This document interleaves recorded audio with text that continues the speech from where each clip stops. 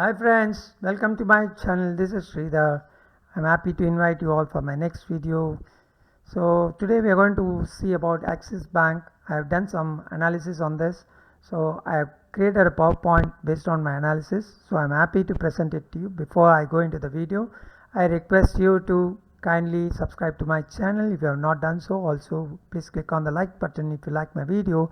Don't forget to click on the bell notification to get the recent updates of my new videos being posted.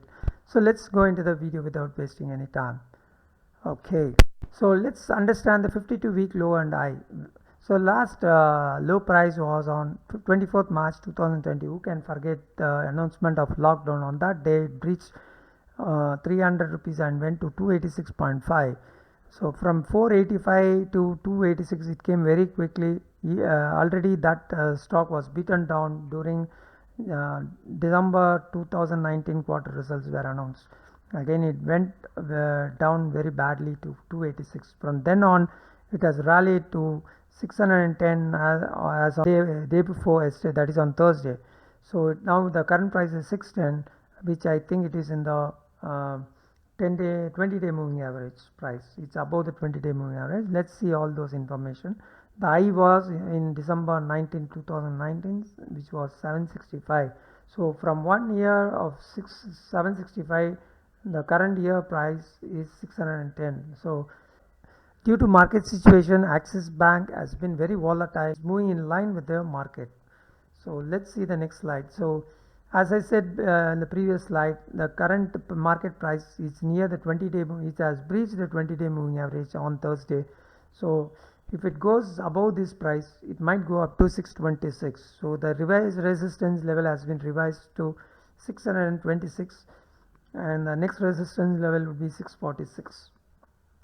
Okay, this is the chart which shows the breach of monthly chart which breached the 20 days moving average price.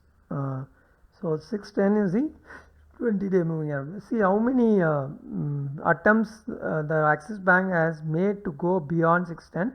It has failed. So I am expecting it will go again. It will dip to 595 levels and went 575 levels, and again it came to 610. So if you see from 637 to 570, it has come very quickly. It has corrected drastically in 2 weeks. So again, if you see, the price has rallied to go to 610 from 570 very quickly. So if it goes up, it goes quickly. If it comes down, it comes quickly. So my support level is 570 and 610. If that is breached, 626, and 626 breach is 646. So buy on dips. It's a buy on dips. Always buy near 585. Short term trend is, it is showing a lot of resistance in 646 zone, which I already mentioned in my previous slide. See, it tried to go beyond 646, but it is failed. It has failed considerably. So again, there is, in this level there is a blip, one big bar, a red bar, and two green bars which is below this level.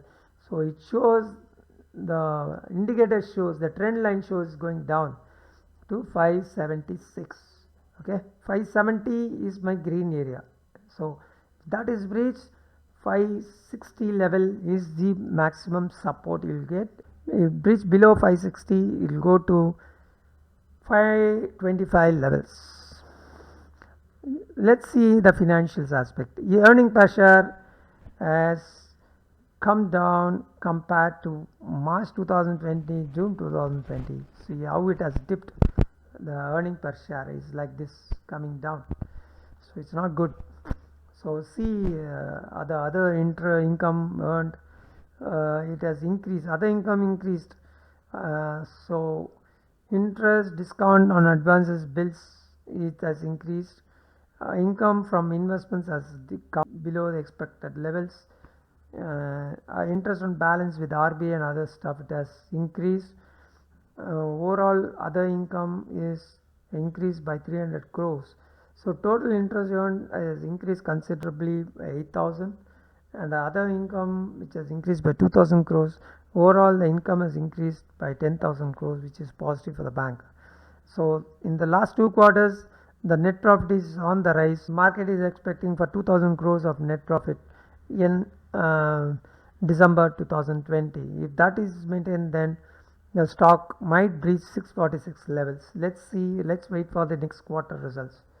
So let's see the P&L, which shows the net profit has come down drastically by 2.2 times. So from 4676 crores to 61627 crores.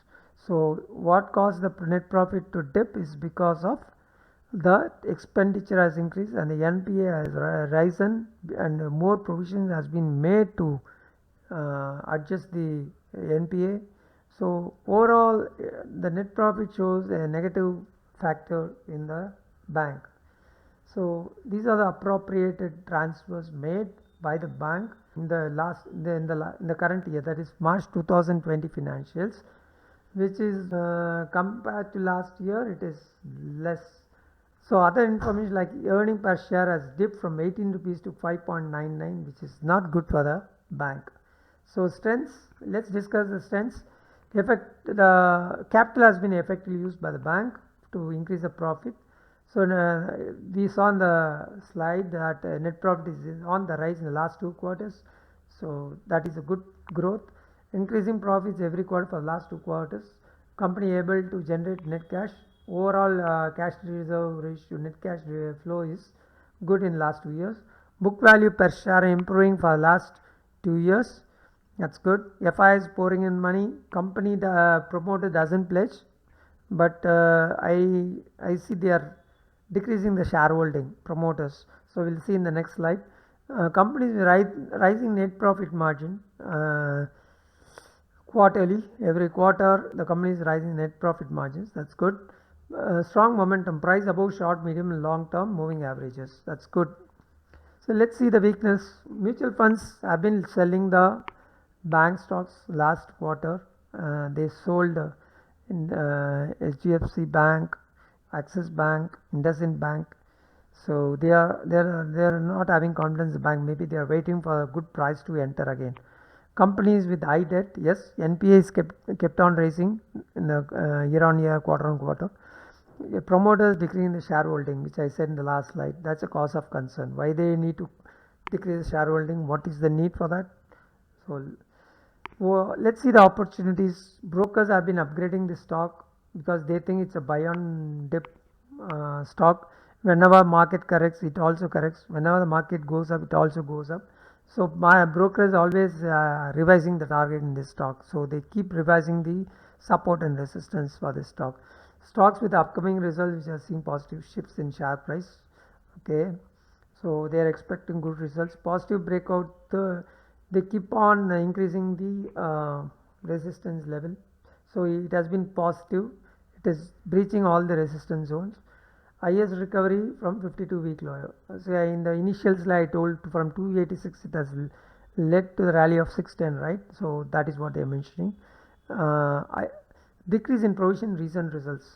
Yeah, though they are decrease the provisions, I think expenses is on the rise. Still I don't see this is holds good. It is impacting net profit again. So the expenditure has to come down drastically. So because it is affecting the profit margin. The profit has come down from 4,261 to 1,627. So they are having higher provisions, higher expenditure, and also they are compromising on the profit.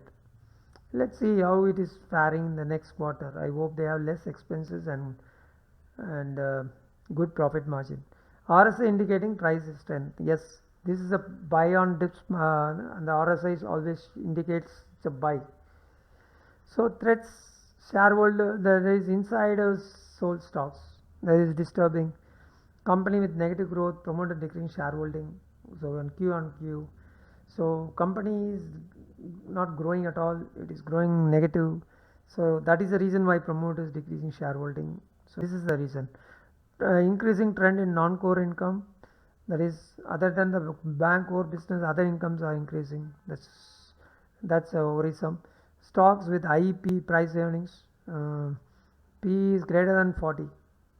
Okay, increasing NPA in recent results. See, I've been watching this bank ever since all these scams and all stuff. All these banks are affected. Uh, See, NPS are just growing every year, every quarter. So that needs to be addressed. So I think I've come to the end of the presentation. So next week price momentum. This is the pivot chart. So this will give some idea where to buy and where to sell. So you can always strive to buy at 596 levels and sell it near 625 levels to make a swing trading. So that is the best bet. Right now it's too early to buy for long term, medium term. I will consider this as a medium term stock, not as a long term stock. So it has to really bring down the NPAs. Non-performing assets is a cause of concern, and also expenditure is on the rise. So overall, Axis Bank is a stock to buy on only on dips. So don't buy at the current levels for medium term. You can keep buying, but at lower levels, not at this level. It's right now. It says breakout, but I don't believe this breakout will happen beyond 646.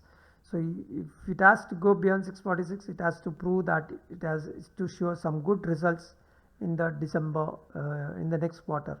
So hope you have been enjoying this video. So I should thank you once again for watching this video, and also I should thank the subscribers for subscribing to my channel. They're showing good support. From 3 subscribers it has increased to 19 subscribers. I recently started this channel. I'm very happy to know that people are supporting my channel.